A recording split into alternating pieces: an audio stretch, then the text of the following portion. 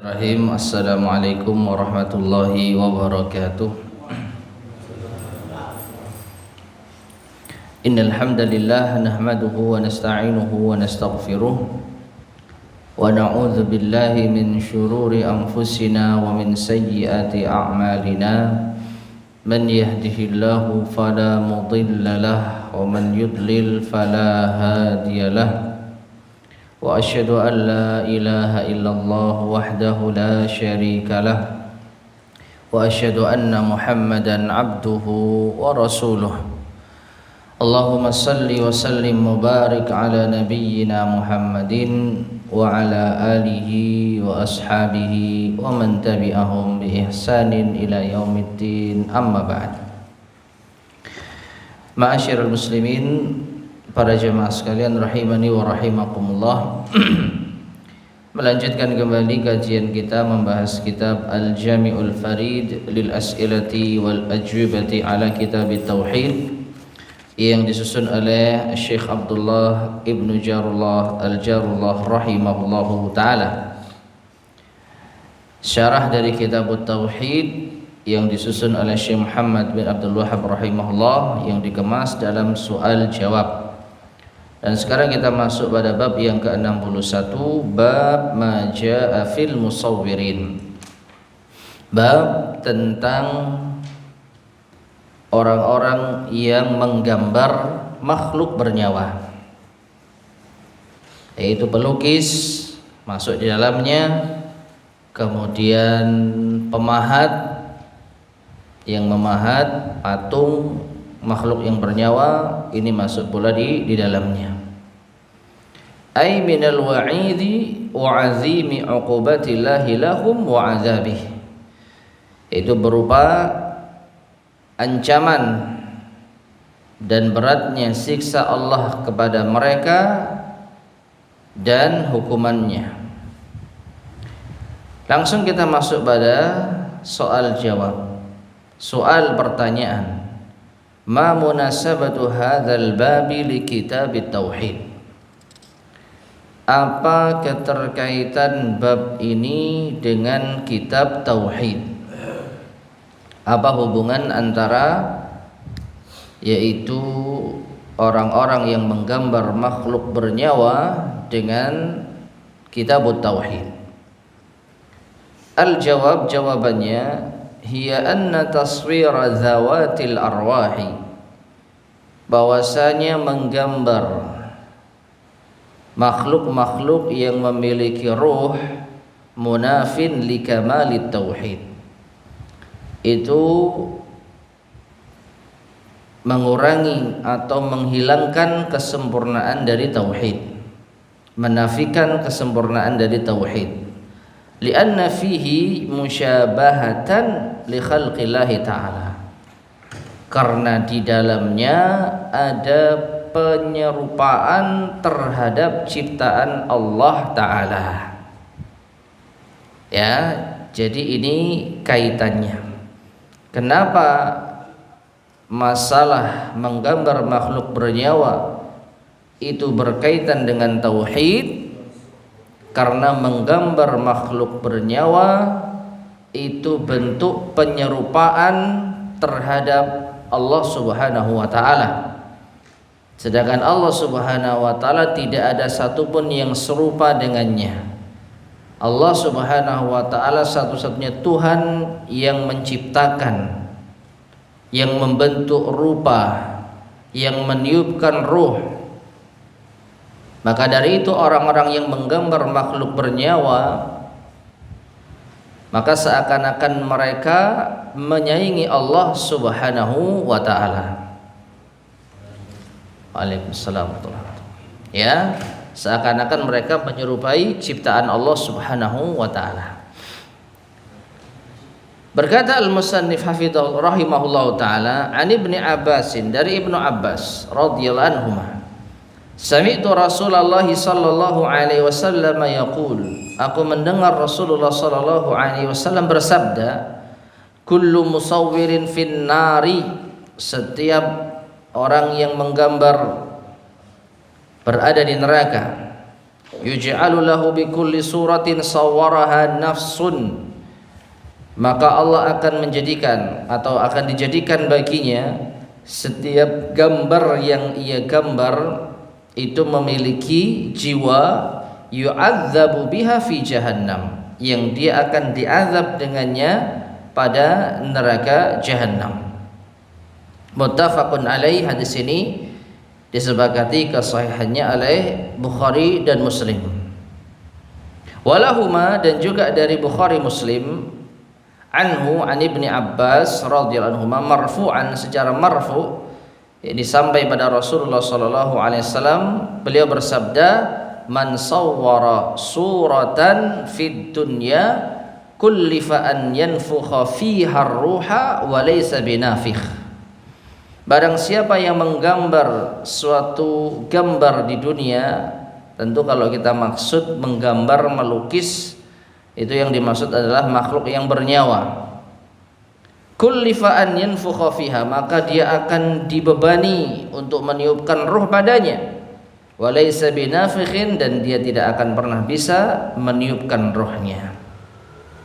Wa yulahad, dan perlu diperhatikan, anna kulla waman, bahwasanya sabda Nabi sallallahu alaihi wasallam kulla, setiap, waman, dan barang siapa, min alfazil umum, termasuk di antara lafaz yang menunjukkan makna umum. Fatashmalu kulla suratin wa kulla musawwirin, maka ini mencakup setiap gambar yang bernyawa atau bentuk yang bernyawa dan setiap orang yang menggambarnya. Baik, ma'asyar muslimin rahimani wa rahimakumullah. Dari hadis ini menunjukkan kepada kita ancaman berat bagi orang yang menggambar makhluk bernyawa.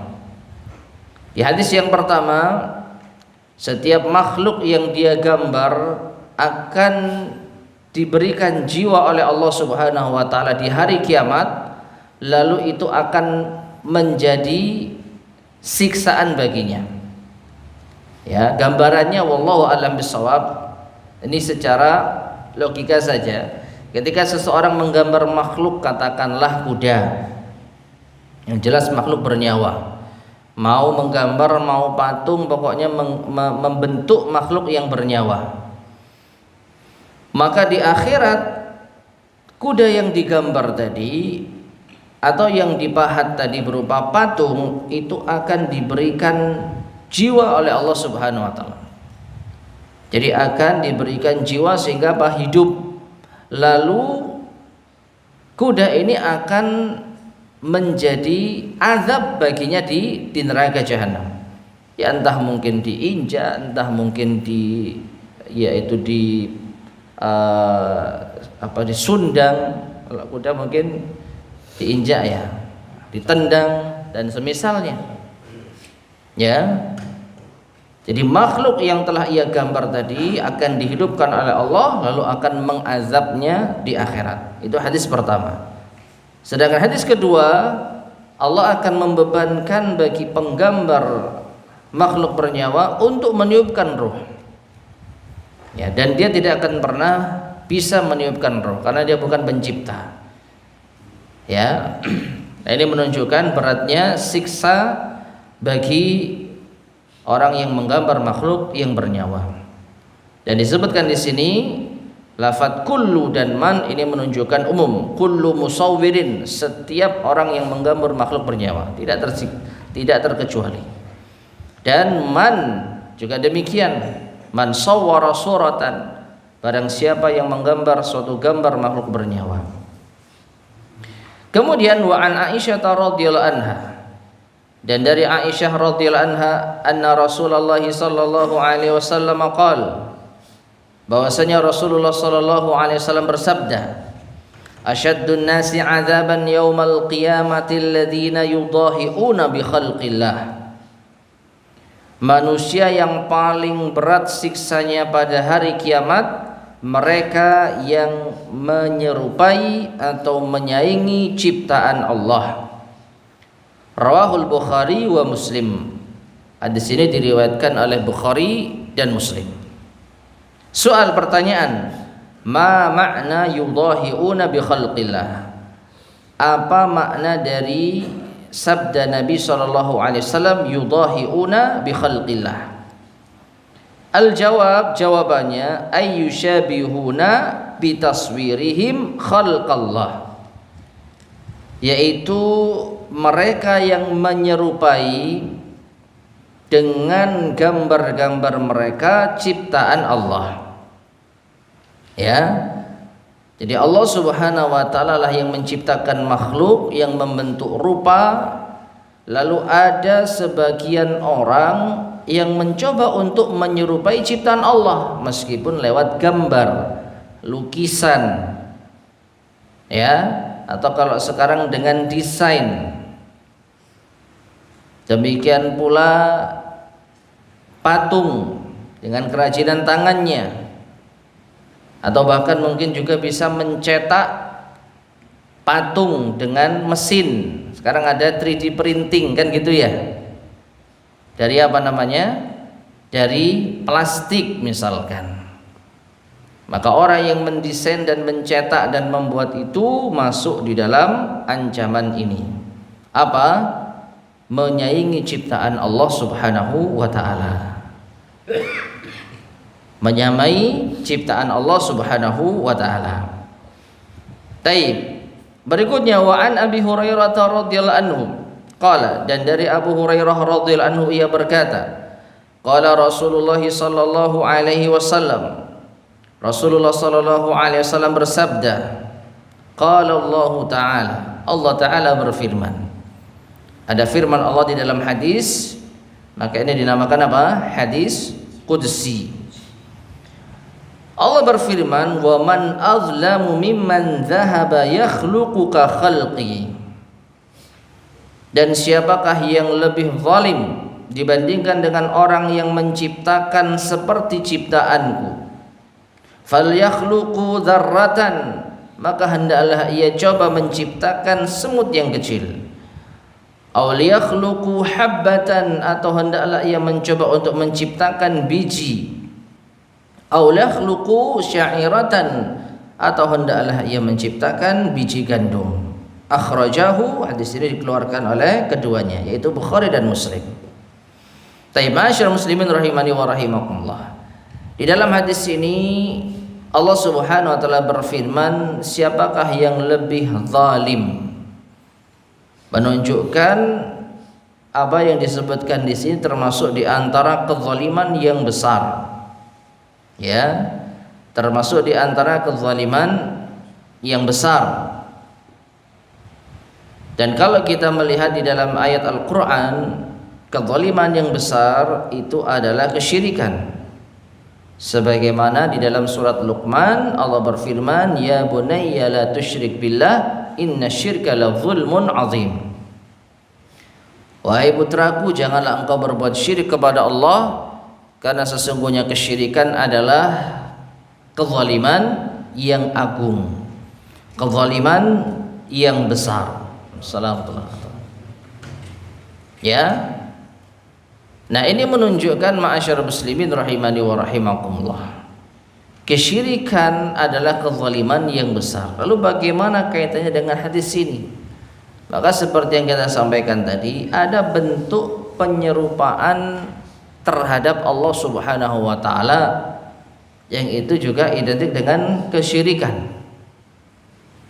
Ya. Orang yang membentuk ciptaan Allah dengan kedua tangannya, padahal dia tidak mampu menciptakan makhluk apapun, maka ada kalanya dia terjatuh pada kesyirikan dan kekufuran, merasa dirinya bisa menyaingi ciptaan Allah Subhanahu wa taala. Sehingga Allah Subhanahu wa taala menyebutkan di dalam hadis qudsi ini, wa man azlam, dan siapakah yang lebih zalim, mimman dhahaba yakhluqu bika khalqi, dari orang yang menciptakan seperti ciptaanku. Nah, itu ada bentuk penyerupaan. Ya. Dan ini adalah di antara bentuk kesyirikan. Sebagaimana nanti akan diterangkan insyaallah perincian orang yang menggambar makhluk bernyawa.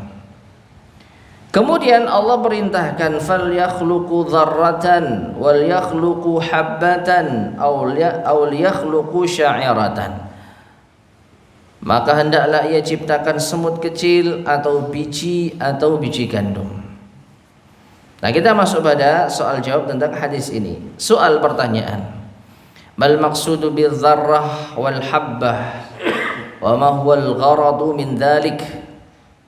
Apa yang dimaksud dengan zarrah dan habbah, dan apa maksud dari yang demikian itu?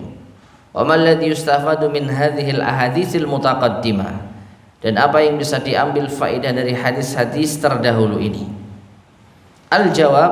Jawabannya az-zarrah wahidatuz zur atau wahidatuz zar wa huwa sigharun naml. Zarrah itu bentuk tunggal dari zar atau zur yang bermakna semut kecil, ya. Sedangkan wal muradu bil habbah, yang dimaksud dengan habbah, habbatul qamh, yaitu biji gandum, biqarinati dzikri sya'irah, dengan penyebutan asyairah, ya, biji gandum. Awil muradu umumul hubub, atau yang dimaksud bisa jadi keumuman biji-bijian, ya. Jadi ciptakanlah semut yang paling kecil, atau ciptakanlah biji-bijian secara umum, atau ciptakanlah biji gandum. Nah, apa maksud dari perintah Allah Subhanahu wa taala ini?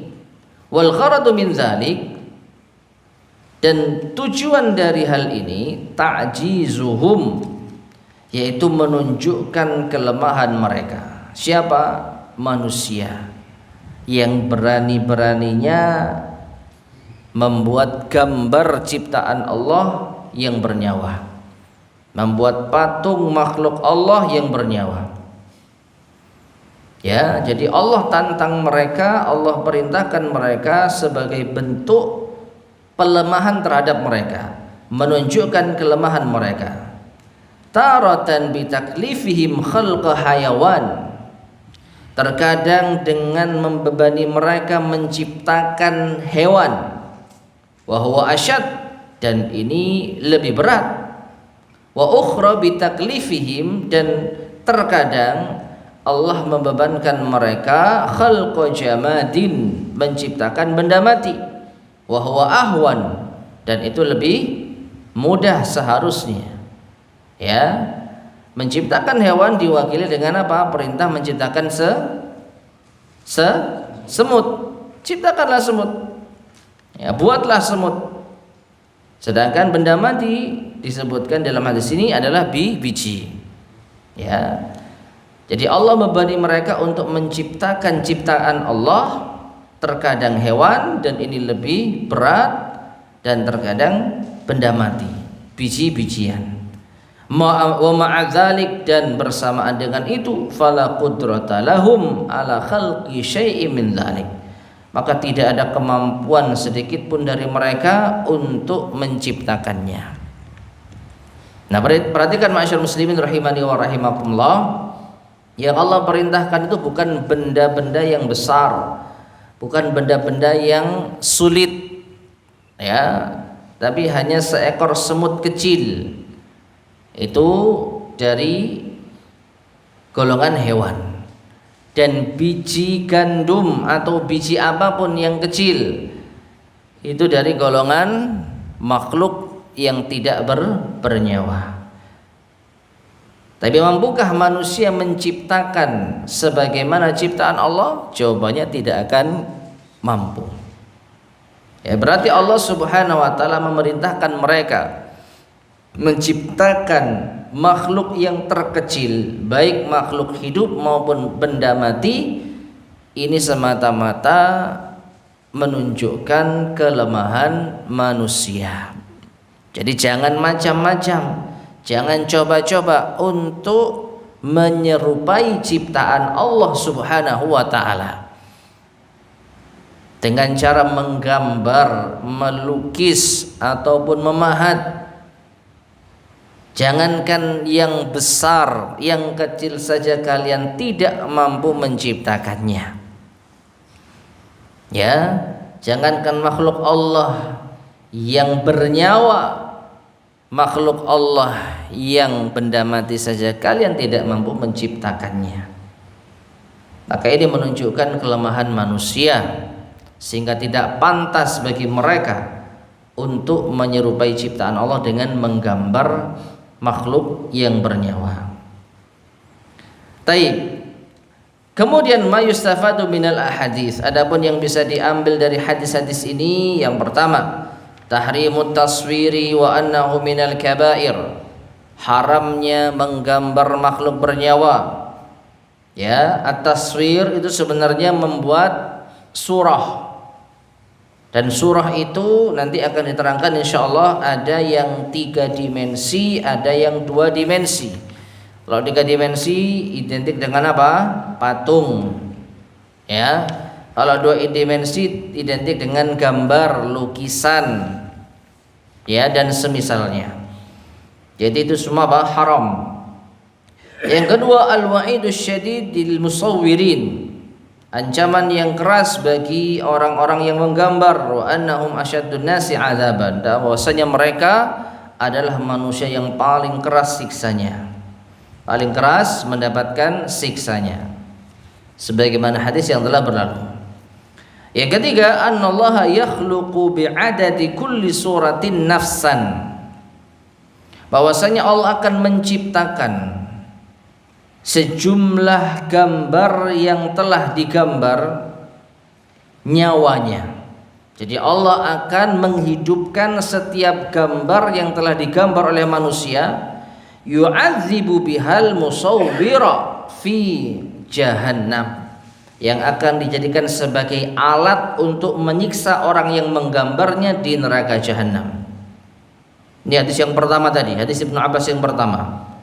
Ya, wa yukallifu, dan Allah akan membebani an yanfukha fiha ruha, membebani bagi penggambarnya untuk meniupkan roh baginya. Nah, ini menunjukkan sekali lagi azab yang berat yang didapatkan bagi orang yang menggambar makhluk yang bernyawa. Baik, kita lanjutkan. Ani Abil Hayyaj Al-Asadi qala, dari Abul Hayyaj Al-Asadi ia berkata, qala li Ali radhiyallahu anhu, Ali bin Abi Thalib radhiyallahu anhu pernah berkata kepadaku, ala ab'atsuka ala ma ba'athani alaihi Rasulullah sallallahu alaihi wasallam, aku akan mengutus dirimu sebagaimana Rasulullah sallallahu alaihi wasallam pernah mengutus diriku. Ya, an la tada'a suratan illa tamastaha, yaitu janganlah engkau biarkan gambar atau patung makhluk bernyawa melainkan engkau hancurkan. Wala qabran musyrifan illa sawaitah, dan jangan biarkan kuburan yang ditinggikan melainkan engkau ratakan. Rawahu Muslimun, hadis ini diriwayatkan oleh Imam Muslim. Taib, ma'asyar muslimin rahimani wa rahimakumullah. Ini diantara tugas yang pernah diberikan oleh Rasulullah sallallahu alaihi wasallam kepada Ali bin Abi Thalib, dan diteruskan oleh Ali bin Abi Thalib kepada seorang tabi'in Ibnul Hayyaj Al-Asadi. Apa itu? Untuk menghancurkan patung makhluk bernyawa dan untuk meratakan kuburan. Soal pertanyaan, bayin ma'aniyal kalimatil atiyah, jelaskan makna-makna kalimat berikut ini. Ab'atsuka, dalam bahasa Arab nih ya, la tada' tomastaha musyrifan sawaitahu. Malladhi yadullu alaihi hadzal hadis, lalu apa yang ditunjukkan dari hadis ini? Walimada amara Rasul sallallahu alaihi wasallam bi tamsis suwari wa taswiyatil quburi, lalu mengapa atau apa hikmahnya Rasulullah sallallahu alaihi wasallam memerintahkan Ali untuk menghancurkan patung dan untuk meratakan kuburan? Al-jawab, jawabannya ab'atsuka. Ab'atsuka maknanya adalah ursiluka wa amuruka, yaitu aku akan mengutusmu dengan perintah. Ya. Jadi sebagaimana Ali pernah diutus oleh Nabi SAW dan diperintahkan untuk melakukan hal ini, maka Ali pun memerintahkan dan mengutus Ibnul Hayyaj dengan tugas yang serupa. Ya, diutus dalam suatu perintah. La tatruk, jangan kau tinggalkan, jangan kau biarkan. Ya. Menunjukkan apa? Jangan didiamkan, jangan dibiarkan, harus ada tindakan. Tomastaha azaltaha wa mahautaha, yaitu engkau hilangkan dan engkau hapus. Musyrifan murtafi'an alian, yaitu sesuatu yang tinggi. Kuburan tadi ya, yang ditinggikan entah dengan bangunan atau gundukan yang berlebihan atau yang semisalnya. Sawaitahu hadamtahu wa alhaqtahu bil ard, yaitu engkau robohkan dan ratakan dengan tanah. Ini mufradat kosakata dari hadis Nabi sallallahu alaihi wasallam. Wa yadullul haditsu ala, dan hadis ini menunjukkan atas beberapa faidah atau beberapa hukum.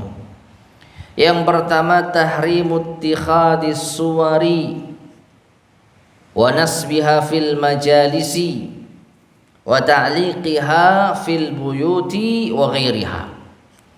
Diharamkannya menjadikan gambar-gambar atau patung-patung dan meletakkannya di tempat-tempat majelis dan menggantungkannya di rumah-rumah dan selainnya.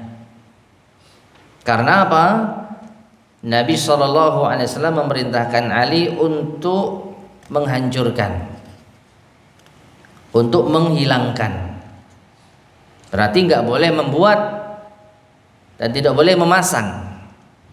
Ya, fil majalis, di tempat-tempat duduk, di tempat-tempat kumpul, sebagaimana yang dilakukan oleh kaum terdahulu, dimulai dari yaitu kaum Nabi Nuh alaihissalam atau sepeninggal Nabi Nuh alaihissalam yang sudah pernah kita bahas pembahasannya, yaitu mereka menjadikan kuburan orang-orang saleh ya sebagai tempat perkumpulan, lalu mereka membuat gambar-gambar mereka atau patung-patung mereka kemudian diletakkan di tempat-tempat kumpul mereka. Tujuan awalnya untuk mengingat mereka, untuk mengenang mereka.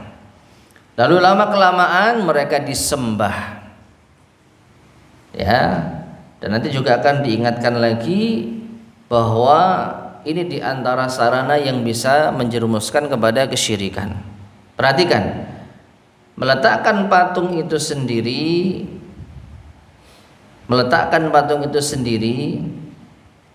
apabila tidak disembah selain Allah itu bukan kesyirikan, tapi bisa menjadi sarana kesyirikan. Oleh karena itu dilarang. Dan menciptakan patung sendiri jika tidak disertai perasaan menyaingi ciptaan Allah, maka tidak sampai pada kesyirikan. Namun tetap ini dosa besar. Namun bagaimanapun juga ini bisa mengantarkan seseorang pada perasaan demikian. Dia merasa mampu untuk membuat patung yang indah, membuat karya yang mewah, ya, berusaha untuk yaitu menggambar sesuatu sepersis mungkin dengan ciptaan Allah Subhanahu wa taala. Nah, ini bentuk apa? Bentuk penyerupaan terhadap ciptaan Allah. Maka orang yang melakukan hal itu bisa terjerumus pada kesyirikan. Meskipun kita tidak mengatakan orang yang menggambar makhluk bernyawa musyrik, jangan salah paham.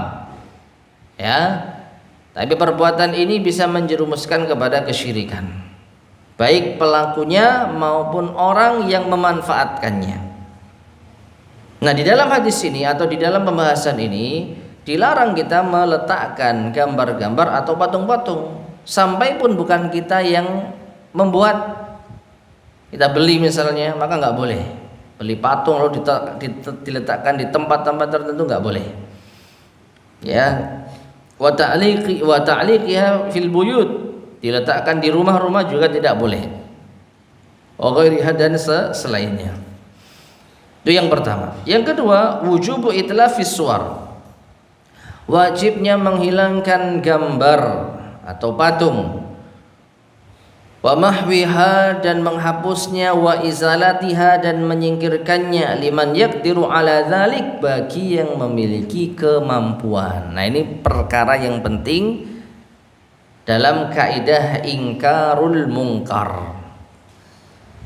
Berdasarkan hadis Nabi sallallahu alaihi wasallam, man ra'a minkum mungkaran falyughayyirhu biyadihi. Barang siapa di antara kalian melihat kemungkaran, maka rubahlah dengan tangannya. Fa illam yastati fa bilisani, jika tidak mampu maka dengan lisannya. Fa illam yastati fa biqalbi, wa dzalika adhaful iman. Barang siapa tidak mampu merubah dengan tangan dan lisan, maka rubahlah kemungkaran dengan apa? Hatinya. Wa dzalika adhaful iman, dan itu selemah-lemahnya iman. Ya. Jadi kalau kita mampu menghilangkan gambar, patung dan yang semisalnya dan tidak menimbulkan madarat yang lebih besar, maka wajib kita hilangkan. Wajib kita hancurkan. Misalnya punya kita sendiri, atau kita mendapatkan dari peninggalan orang tua yang sudah tidak istilahnya tidak dicari atau tidak, sudah dibiarkanlah begitu saja atau sudah dilupakan, maka boleh bagi kita untuk melakukan tindakan penghancuran tersebut. Tapi kalau seandainya itu bukan milik kita dan bisa menimbulkan madarat yang lebih besar, maka fattaqullaha mastata'tum, bertakwalah kepada Allah semampu kalian. Kalau kita bisa sampaikan nasihat, sampaikan. Kalau tidak bisa, maka diam tapi hatinya mengingkari. Bukan hanya mendiamkan tapi memaklumi, tapi harus mengingkari. Dan bentuk pengingkaran ya tidak takjub, tidak merasa wah ini hasil karya yang luar biasa. Jauhi, jangan dekat-dekat, ya. Belum lagi kalau seandainya ada jinnya, maka bahaya. Karena di antara keterangan para ulama, biasanya tempat-tempat seperti itu, patung-patung seperti itu, di antara tempatnya apa? Jin. Ya. Belum lagi kalau tiba-tiba matanya ngedip ke kita. Nah, ini. Berani? Kayak-kayaknya mau ngancurkan, dikedipi lari. Ya. Ya. Ya ini ya. Jadi kalau kita tidak bisa melenyapkan karena itu bukan milik kita dan khawatir madarat yang lebih besar, apalagi punya orang dan memiliki nilai yang tinggi karena karya tangan ya dari seorang yang luar biasa gitu misalkan, maka kita jauhi ya. Ya, jangan kita takjub, jangan kita istilahnya dekati, karena itu sekali lagi adalah bentuk penyerupaan terhadap ciptaan Allah Subhanahu wa taala. Kita enggak ridha ciptaan Allah diserupai oleh manusia yang lemah, maka kita tidak mendekatinya, itu lebih baik. Ya, termasuk juga apa? Misalkan berada di tempat tersebut, lalu ada patung seperti itu ya jangan selfie gitu loh. Kalau selfie seakan-akan kan ridho. Ya, memang ini kan cuman, nah iya, tapi kan kita fal yughayyirhu biyadi fa illam yastati fi bilisani fa illam yastati bi qalbi, mana pengingkaran dalam hati. Ya, namun terkadang kita lupa atau dan semisalnya, maka begitu ingat kita segera menghapusnya. Taib. Yang ketiga, wujub taswiyatil quburil musyrifatil aliyah. Wajib untuk meratakan kuburan yang tinggi.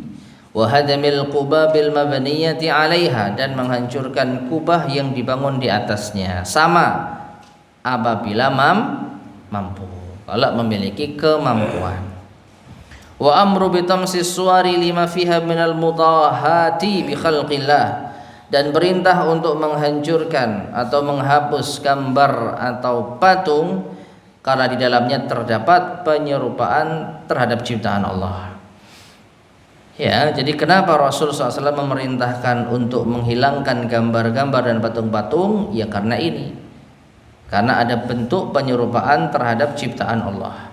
Wa amru bitaswiyatil qubur, dan perintah untuk meratakan kuburan lima fi ta'liyatiha minal fitnah, karena dengan meninggikannya itu bisa memicu fitnah bi arbabiha, bagi penghuninya.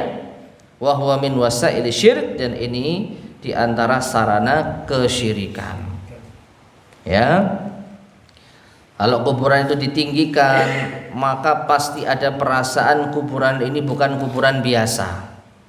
Ini kuburan yang istimewa, kuburan yang keramat. Nah, sehingga penghuni kubur ini ya bisa menjadi sebab terfitnah.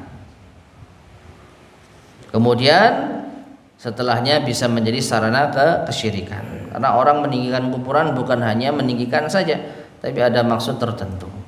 Maka dari itu perintah Rasul SAW kepada Ali bin Abi Thalib untuk dia apa? Dihancurkan atau diratakan. Soal pertanyaan, ma hukmul musawwiri fi nafsihi? Sebenarnya apa hukum menggambar itu sendiri? Al-jawab, in qasada bi taswirihil mudahata bi khalqillah. Apabila seseorang bermaksud dengan gambarnya itu untuk menyaingi, menyerupai ciptaan Allah, au amila suwara litu'bada min dunillah, atau membuat gambar-gambar, patung-patung sebagai sesembahan selain Allah, kasani'il asnami, seperti pengrajin berhala, wa nahwiha, dan semisalnya, fahuwa kafirun, maka dia kafir, wa amaluhu hadza munafin lit tauhid, maka amalan ini bisa menafikan tauhid. Ya, perhatikan. Jadi ada dua tujuan.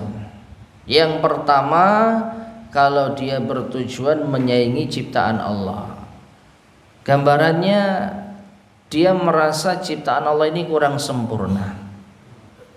Lalu dia menggambar, melukis, memahat, nah ini baru bagus. Kuda kayak gini nih baru bagus. Tuh kalau kuda. Burung kalau gini tuh baru indah. Ya, jangankan merasa lebih unggul hasil karyanya dibandingkan dengan hasil karya Allah, sekedar menyamai saja ini sudah masuk ke dalam apa? Kesyirikan. Ya, sekedar menyamai. Apalagi kalau merasa lebih baik daripada ciptaan Allah. Dan yang kedua, membuat berhala, membuat patung sebagai sarana kesyirikan. Dan perhatikan ma'asyar muslimin rahimani wa rahimakumullah, dalam hal ini jelas-jelas patung yang disembah, perhatikan, bukan hasil pahat yang itu awalnya untuk hiasan, lalu tiba-tiba ada yang memanfaatkannya sebagai sesembahan. Ini beda. Contoh apa? Pemahat. Ya, namanya pemahat. Pak, pesan Pak, tolong buatkan ini kerajinan ini sesuai dengan pesanan dibuat. Setelah jadi kemudian dibawa oleh pemesannya lalu dijadikan sebagai sesembahan. Sedangkan yang memahat itu tidak ada maksud dan niat agar hasil pahatnya ini disembah. Jadi ini murni penyalahgunaan dari orang yang memesan. Maka tentu ini tidak termaksud, ya, tidak termasuk. Tapi kalau jelas-jelas ada ikon tertentu yang menjadi sesembahan. Kalau di zaman dahulu ya jelas seperti Lata, Mana dan Uzza itu sudah simbol kesyirikan. Maka memahat mereka, yang membuat kerajinan mereka itu kesyirikan. Karena ini bisa jelas menjadi sarana kesyirikan. Nah, wallahu a'lam bishawab. Kalau zaman sekarang apakah ada patung tertentu yang disembah? Mestinya ada ya. Mestinya ada. Nah, seorang muslim tidak boleh membuat patung-patung tersebut. Ya, jadi kalau patung itu patung sesembahan maka bisa kafir. Tapi kalau itu patung-patung hiasan tidak sampai kafir. Karena apa? Dia terjatuh pada penyerupaan terhadap ciptaan Allah. Ya. Tapi dia tidak berniat untuk menyerupai ciptaan Allah. Dia hanya pengrajin. Dia hanya memiliki keahlian. Tapi kalau dia ada niatan hasil pahatku lebih baik daripada ciptaan Allah, ada perasaan hasilnya sama dengan ciptaan Allah, maka ini menyaingi ciptaan Allah dan itu kesyirikan. Ya, itu kesyirikan. Taib. Fa amma, nah perhatikan di sini. Fa amma man lam yaqsud biha al-ibadah. Adapun orang yang memahat, menggambar, tidak bermaksud untuk dijadikan sebagai bahan ibadah, walal mudahata, dan juga tidak ada niat menyaingi ciptaan Allah, murni pengrajin, ya, dan dia membuat kerajinan yang bukan sesembahan, fahuwa fasiqun, maka tetap berdosa, dia fasik. Sahibu dzambin, dia pelaku dosa, kabirin, bahkan dosa apa? Besar. Mu'taridin lil wa'idis syadid, dia terancam siksa yang berat, wal uqubatil balighah, dan hukuman yang berlipat. Hukuman yang berlipat. Taib. Soal pertanyaan, mal maqsudu bis suwari al muharramati. Apa yang dimaksud dengan surah atau gambar-gambar yang diharamkan? Ya. Al-jawab, jawabannya hiya suwarul hayawanat dzawatul arwah, yaitu gambar-gambar hewan atau makhluk hidup yang memiliki roh. Ini patokannya. Apakah makhluk itu memiliki roh? Kalau iya, maka hukum menggambarnya dilarang. Manusia, hewan, itu saja kan yang memiliki roh. Manusia, hewan, apa lagi? Ada lagi? Pernah lihat jin?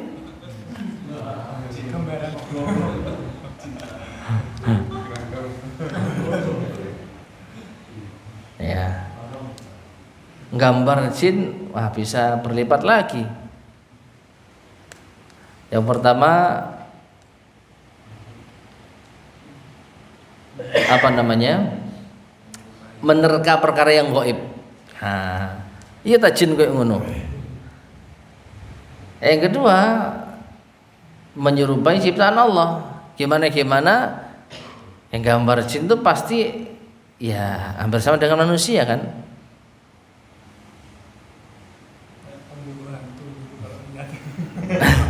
Ya, jin itu kan gimana modelnya seperti manusia, cuman lebih ngeri. Biasanya giginya tajam, ya, terus matanya gede, badannya besar. Ini kan mirip-mirip manusia, ya. Nah, ya, jadi anggapan menggambar jin Ini juga masuk ke dalamnya ya.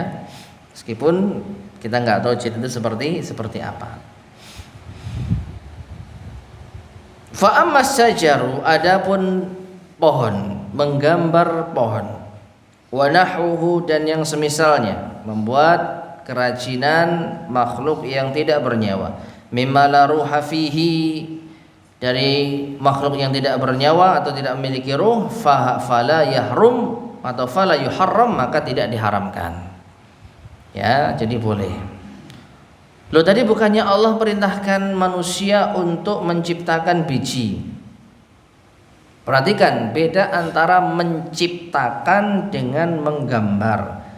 Allah perintahkan menciptakan itu sebagai hukuman bagi orang yang menggambar makhluk bernyawa. Jadi karena diawali ada manusia yang menggambar makhluk bernyawa, maka Allah tantang. Seakan-akan kamu ciptakan makhluk, kamu berani menggambar makhluk ciptaanku. Kalau gitu ciptakan makhluk, ya, makhlukmu sendiri, seperti semut kecil. Gak mampu. Kalau gitu yang tidak bernyawa lah ciptakan. Biji atau gandum, gak mampu. Ya, jadi Allah memerintahkan manusia untuk menciptakan semut atau biji atau gandum itu sebagai hukuman karena dia telah menggambar makhluk bernyawa. Tapi kalau menggambar makhluk yang tidak bernyawa, maka tidak ada larangan. Ya, tidak ada larangan. Karena tidak dihidupkan roh, itu intinya. Makhluk itu senantiasa menjadi benda mati. Nah, ini yang menjadi masalah, ya. Soal pertanyaan. Jadi pertanyaan terakhir, ma hiyal illatul lati li ajliha hurrimat taswiru? Apa sebab yang karenanya diharamkan menggambar makhluk bernyawa? Wa kaifa 'azumat 'uqubatul musawwir? Dan mengapa besar sekali hukuman bagi orang yang menggambar? Sebenarnya ini sudah kita terangkan di awal, tapi di sini ditekankan lagi sebagai penegas. Al-jawab, jawabannya, hiyal musyabahatu bi khalqillah, karena menyerupai ciptaan Allah. Allah menciptakan makhluk-makhluknya yang memiliki ruh dan nyawa, lalu kita mencoba untuk menggambar yang serupa. Maka di sini ada bentuk usaha untuk menyaingi ciptaan Allah. Meskipun itu hanya sekedar gambar atau sekedar patung, tapi yang kita gambar itu ciptaan Allah yang nyata. Dan hanya Allah yang bisa meniupkan ruh padanya. Kita tidak bisa. Jadi mengapa kita menciptakan sesuatu yang kita tidak bisa meniupkan ruh baginya? Mengapa kita tidak cukupkan Allah sebagai pencipta, kita tinggal menikmati ciptaannya? Atau kalau kita mau memiliki kenangan tentang makhluk tertentu, sekarang ada foto. Dan insya Allah yang sahih foto bukan termasuk menggambar, video pun juga demikian. Itu hanya alat yang bisa merekam ciptaan Allah, kemudian ditampilkan dalam bentuk tertentu. Yang gambar siapa? Yang membuat siapa? Ya tetap Allah SWT. Kita hanya memindahkan, apa istilahnya, gampangnya seperti bayangan. Ya, seperti kita ngaca. Yang muncul di kaca itu bukan hasil karya kita. Itu ciptaan Allah yang dipantulkan sehingga nampak di permukaan kaca. Ya, persis seperti itu. Yaitu kalau kita menginginkan gambar yang kita simpan, maka kita bisa menggunakan fotografi, video dan semisalnya. Tapi kita membuat dengan tangan kita, berkreasi dengan tangan kita, ini yang tidak diperbolehkan. Ya, karena ada bentuk penyerupaan terhadap ciptaan Allah. Wa tarkil adabi ma Allah, dan juga tidak beradab terhadap Allah. Tidak memiliki adab kepada Allah. Allah yang mencipta satu-satunya, lalu kita berusaha untuk menyerupainya. lianna Allah ta'ala lahul khalq wal amru, karena Allah ta'ala lah semata-mata yang berhak menciptakan dan memerintah.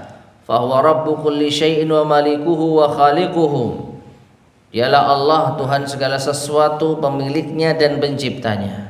Wa huwa alladhi yusawwiru jami'al makhluqat, dan dialah yang telah menciptakan, membentuk rupa seluruh makhluk-makhluk. Wa yaj'alu fiha al-arwaha, dan dialah pula yang telah menciptakan bagi makhluk tersebut ruh, allati tahsulu bihal hayah, yang dengannya terjadilah kehidupan. Ya, jadi Allah lah yang membentuk makhluk itu dari tidak ada menjadi ada. Ya, rupanya, wujudnya dan lain sebagainya, lalu ditiupkan ruh padanya, lalu kita mencoba untuk menyayanginya. Fal musawwiru, maka orang yang menggambar atau membuat patung, lama sawara surata ala syakli ma khalaqahu Allah, ketika menciptakan gambar sesuai dengan bentuk yang Allah ciptakan, min insanin, berupa manusia, wa bahimatin, maupun hewan, sara musyabihan li khalqillah, maka jadilah ia menyerupai ciptaan Allah. Fasara masawwarahu adaban lahu yaumal qiyamah, maka jadilah apa yang dia gambar, apa yang dia pahat menjadi siksa baginya di hari kiamat. Wa kullifa an yanfukha fiha ruh wa laysa binafikh, dan dia akan dibebani untuk meniupkan ruh dan dia tidak akan pernah bisa meniupkannya. Ini pengulangan dari apa yang disampaikan di awal, ya. Fakana asyaddun nasi adaban, maka dia termasuk di antara orang yang paling besar siksanya, berat siksanya. Li'anna dzambahu min akbariz dzunub, karena dosanya termasuk di antara dosa-dosa yang besar. Fataswiru suwaril hayawiyan al-hayawaniyah, maka menggambar, membentuk, memahat gambar atau patung hewan yang bernyawa, tasyabbuhun bi khalqillah, ini bentuk penyerupaan terhadap ciptaan Allah. Wa kadzibun, dan juga bentuk dusta, waftira'un, mengada-ada 'ala Allah, atas Allah. Ya, kenapa? Karena makhluk itu tidak bisa bergerak. Makhluk yang diciptakan oleh atau makhluk yang kita buat dengan tangan kita selama-lamanya tidak akan bisa bergerak. Patung yang kita buat, ya, dia akan tetap menjadi patung. Gambar yang kita buat, dia akan tetap menjadi gambar. Nggak akan mungkin bisa terbang kalau itu burung, akan bisa mungkin jalan-jalan kalau dia itu kambing, unta atau binatang lain. Maka ketika kita tidak mampu menghidupkan sesuatu yang kita buat sendiri, maka ini bentuk apa? Dusta atas Allah, kedustaan atas Allah. Bahasa gampangnya, kita itu sok-sokan, tidak bisa meniupkan ruh, lalu kita membuat sesuatu yang merupakan hak Allah Subhanahu wa taala. Wa tamwihun wa tazwirun, bentuk tipuan dan pemalsuan. Falidzalika zajara syar'u anhu, oleh karenanya syariat melarangnya. Khulasuhu atau khulasatun, maka ringkasnya dari bab ke-61 ini, yang qasimut taswiru ila iddati aqsam. Hukum menggambar atau membuat patung itu terbagi menjadi beberapa macam. Awalan, yang pertama, jaizun, boleh, kasyajari, seperti membuat pohon, wa ma la ruha fi, dan sesuatu yang tidak memiliki ruh. Gambar mobil, ya, gambar pohon, gambar gunung, kemudian membuat replika apa? Pohon, gunung, rumah, apa namanya itu, maket ya, maket apa maket? Maket ya. Ya, asalkan jangan dibuatkan orang-orangannya. Nah, ya. Itu termasuk di antara kerajinan yang diperbolehkan dan tidak kalah hebatnya. Taib. Maka itu boleh. Tsaniyan yang kedua, as-suwarul mujassamatu wat tamathilu. Membuat sesuatu yang berjism, berbentuk. Kalau bahasa kita gampangnya 3 dimensi. Jadi ada bentuknya. Ya. Muharramun bil ijma', maka ini haram sesuai dengan kesepakatan para ulama. Jadi membuat patung, sekali lagi apa?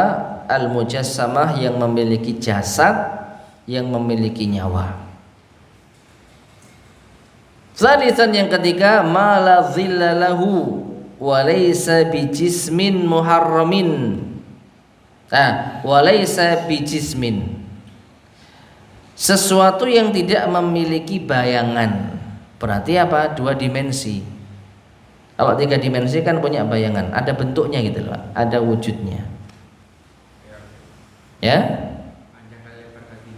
Ya pokoknya ada 3 dimensi, tahu ya? 3 dimensi itu ya seperti patung ya kita gitu ya.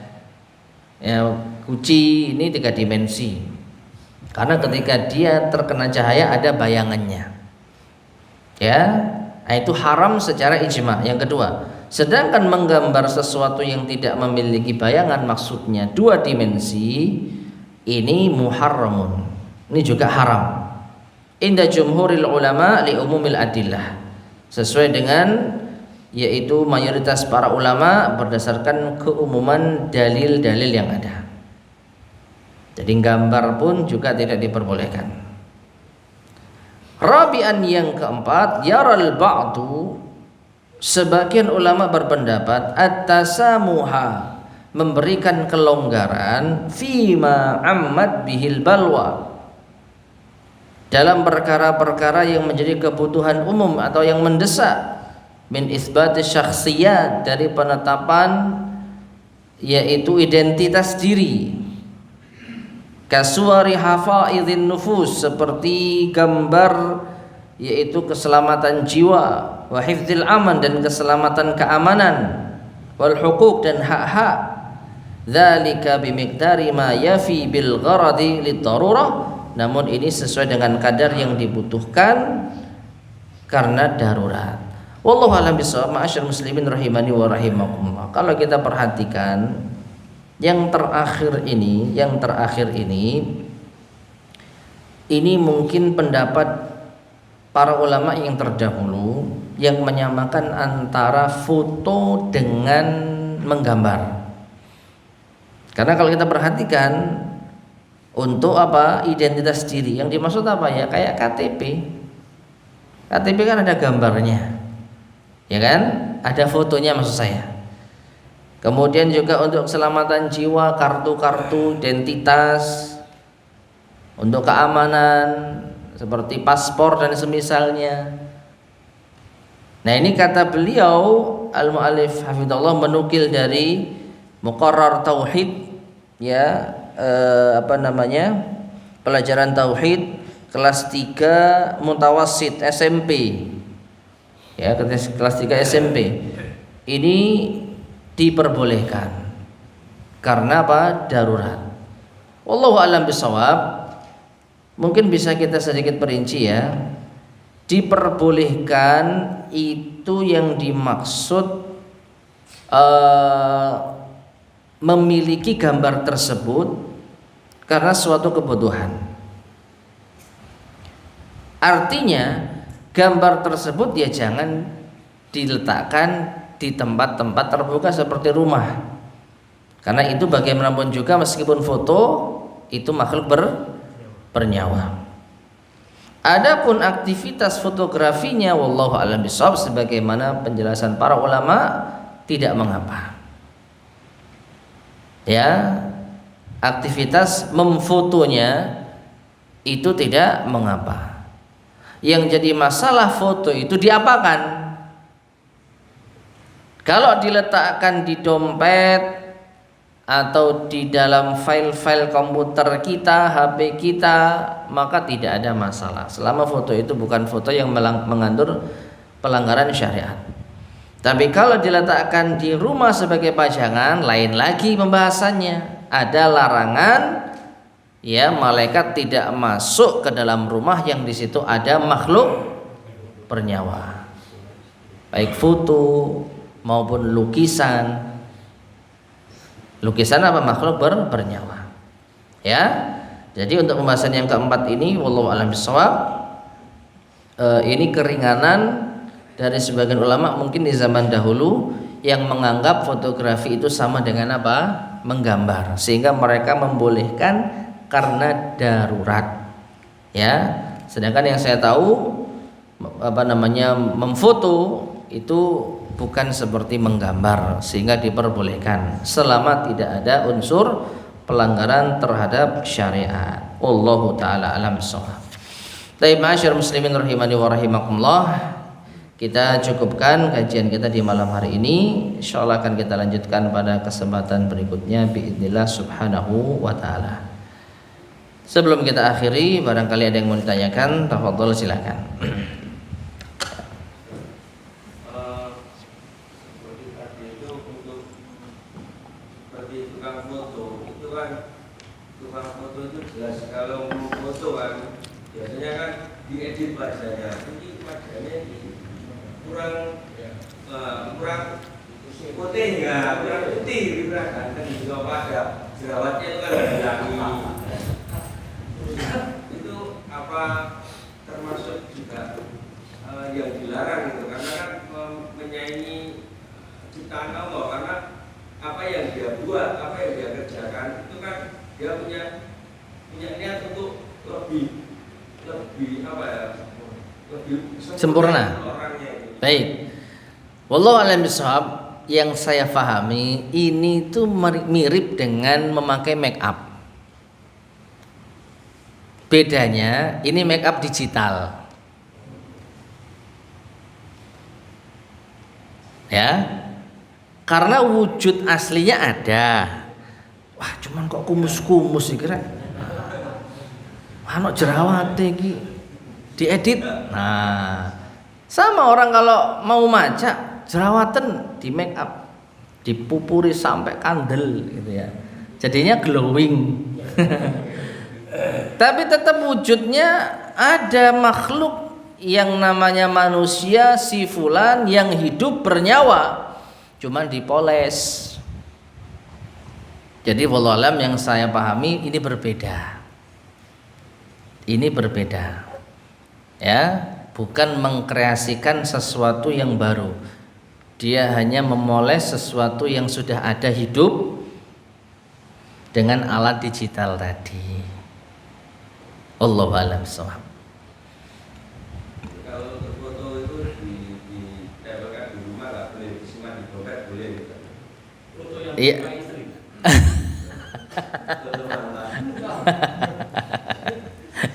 Ya, kalau intinya kalau di rumah itu pembahasannya lain, karena ada hadis malaikat tidak masuk rumah yang di situ ada gambar makhluk bernyawa.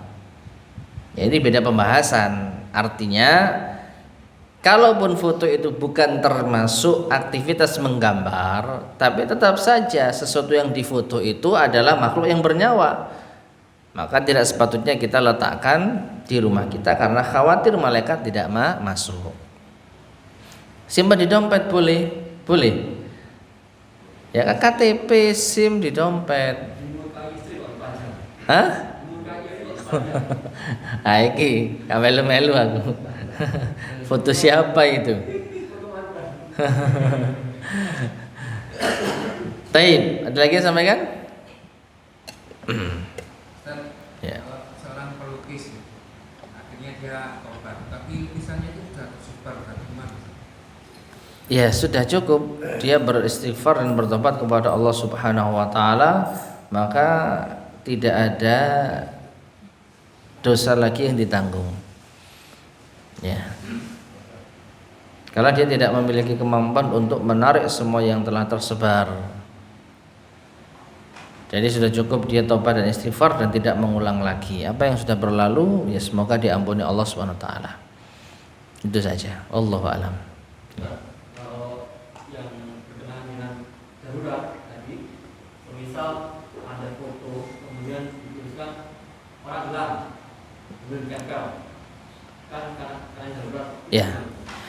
Mungkin bukan itu yang dimaksud ya. Karena kalau foto kemudian ditempel di tempat-tempat umum gitu ya, itu bisa kita katakan itu hal yang lumrah karena kan foto gitu loh. Mungkin yang lebih tepat darurat menggambar. Ini kita bicara menggambarnya ya, bukan memajang foto. Kalau memajang foto pembahasannya lain. Yang kita sampaikan tadi, malaikat tidak masuk rumah yang ada apa? Fotonya, foto makhluk bernyawa. Adapun kalau foto itu diletakkan di reklame-reklame, ya urusan apa? Enggak, bukan rumah kita kok. Artinya kita tidak termotoratkan dengan perbuatan mereka. Ya. Nah, adapun yang mungkin darurat menggambar sketsa wajah. Ya kan? Teroris, penjahat.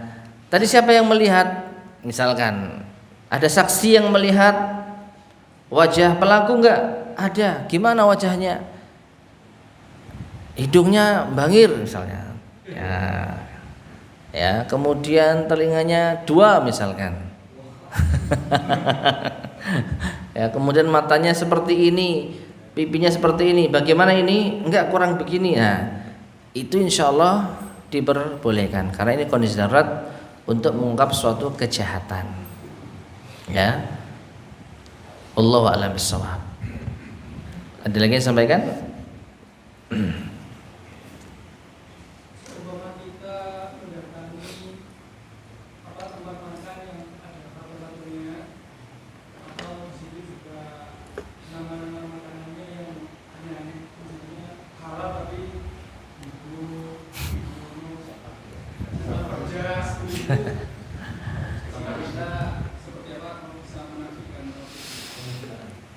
ya, yang jelas ini berpengaruh pada sebentar.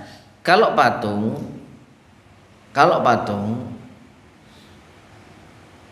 seandainya kita bisa memilih tempat yang tidak jauh atau tidak dekat darinya, ya, dan kita tidak tahu kondisi, jadi datang sudah duduk udah pesan loh nok patungi misalkan, lalu kita bisa pindah tempat yang jauh, itu lebih baik. Nah, masalahnya kalau kita sudah tahu tapi tetap ke sana, pertimbangannya karena makanannya enak, nah, itu yang dilema. Kita mengatakan ini keliru, lawang bukan urusannya dengan patung kok, apalagi nggak menginap di sana, tidak menikmati. Kita urusannya makanan, cuma di situ ada patung. Kalau nggak disalahkan, nah mana tanda kecemburuan kita terhadap Allah Subhanahu Wa Taala? Apakah bela nih makanan yang enak itu membiarkan diri kita dekat dengan sesuatu yang dibuat sebagai bentuk tandingan terhadap Allah? Lebih selamatnya ya jangan makan di sana. Kalau kita sudah tahu di situ ada patungnya. Kalau pertama dan kita nggak tahu sudah terlanjur, ya semoga tidak mengapa. Itu tentang rumah makan yang ada patungnya. Yang kedua, makanan yang memiliki nama tidak baik, maka ini juga sama, sepatutnya kita hindari meskipun enak. Nah, ya, kalau pedas kan memang itu sifatnya, tapi kalau neraka dan lain sebagainya, maka lebih baik kita hindari. Diharamkan bahannya halal, tapi kalau tidak haram, ini penamaan musuh manusia. Lah kita kan disuruh menjadikan setan sebagai musuh, ini kok malah kita makan. Ya, oh berarti setan masuk ke perut kita, ridho kita. Ya. Ya, jadi wallahu a'lam bishawab, kalau saya pribadi lebih baik jangan. Ya, saya tidak berani mengharamkan karena wujudnya halal. Bahan-bahannya setahu saya loh ya, tidak ada masalah. Cuman bentuk apa istilahnya ya, tanda berlepas diri dari sesuatu yang Allah murkai itu lebih baik kita dahulukan. Ya, namai dengan nama-nama yang baik, bukan nama-nama yang buruk. Karena nama itu kan ibaratnya doa. Ya, jadi nama-nama yang tidak buruk hendaknya dijauhi. Dan kita kalau bisa memilih, maka pilih yang halalan thayyiban, halal dan baik, baik dari segi bahan dan namanya. Ya, mungkin seperti itu. Wallahu a'lam bishawab. Itu tempat makan yang ada pakunya ya Pak Ustaz? Nggih. Tapi kalau boleh disimpulkan, pokoknya kita nggak boleh datang ke tempat yang ada pakunya lainnya. Iya, sebenarnya itu bukan tidak boleh secara langsung ya, tapi karena di situ ada bentuk menyaingi ciptaan Allah. Jadi iman kita harusnya menolak hal itu gitu loh. Kalau kita tidak bisa merubah, maka minimalkan dengan hati. Nah, sedangkan bagaimana perasaan kita? Hati kita apakah tenang? Di situ ada sesuatu yang menandingi ciptaan Allah. Harusnya kan tidak tenang. Nah, kalau tidak tenang harusnya ya menyingkir dari situ. Tapi saya tidak mengatakan haram karena yang buat bukan kita. Apalagi kalau memang itu urusan yang mungkin tidak bisa kita istilahnya ya atur. Misalnya apa, rapat yang kita ngikut orang dalam hal ini ya, apalagi kan tidak berkaitan secara langsung, maka setidaknya kita ingkari kemungkaran dalam hati. Harusnya enggak seperti ini. Atau kita boleh usul besok-besok jangan jadi tempat di sini Pak, misalkan ya, bilang ke atasan atau bilang ke rekan yang mau ngajak ketemuan, enggak enak di situ, alasan apalah. Ya, jadi ada upaya bagi kita untuk mengingkari. Karena kalau ke Bali itu Kan wisata nggak harus ke Bali. Iya, saya nggak tahu ya. Ya, ini jangan salah paham ya.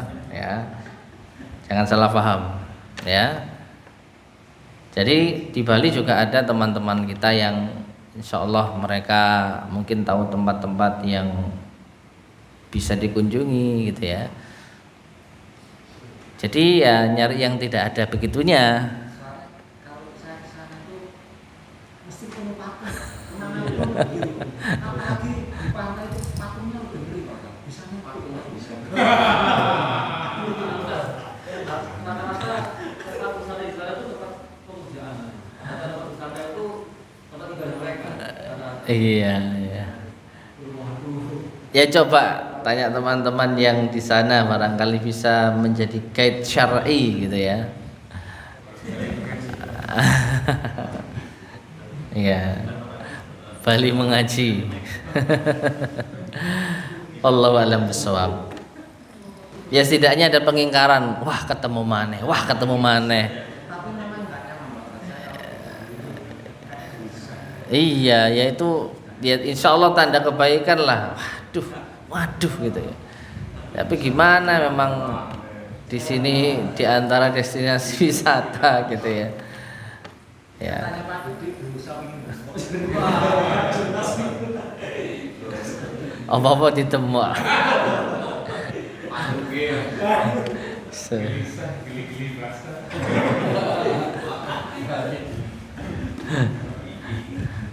Tapi betul lagi sampaikan. Allahu alam, yang saya pahami itu bukan makhluk bernyawa, ya. Setahu saya itu bukan makhluk bernyawa, dan lagi pula kita ya istilahnya tidak menggambarnya ya. Kita hanya memakai itu sebagai alat ekspresi dari apa namanya kondisi kita supaya tidak salah paham. Karena kalau hanya sekedar tulisan iki ngamuk tangga iki, tapi kalau kita tandai dengan emosi senyum, oh lagi nggak ngamuk gitu. Ya, wallahu alam. Setahu saya itu bukan termasuk makhluk bernyawa. Berdasarkan apa yang pernah saya baca dari keterangan para ulama. Wallahu alam bishawab. Baik, kita cukupkan sekian ya. Mudah-mudahan bermanfaat. Kurang lebihnya saya mohon maaf. Kita akhiri. Subhanakallahumma bihamdika asyhadu an la ilaha illa anta astaghfiruka wa atubu ilaik. Alhamdulillahirabbil alamin. Wassalamualaikum warahmatullahi wabarakatuh.